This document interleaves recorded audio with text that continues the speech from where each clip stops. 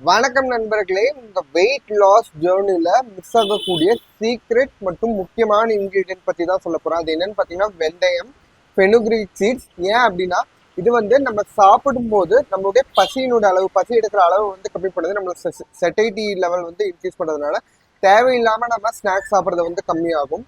ரெண்டாவது விஷயம் பாத்தீங்கன்னா பிளட்ல இருக்கக்கூடிய கொலஸ்ட்ரால் லெவலை கம்மி பண்ணுது.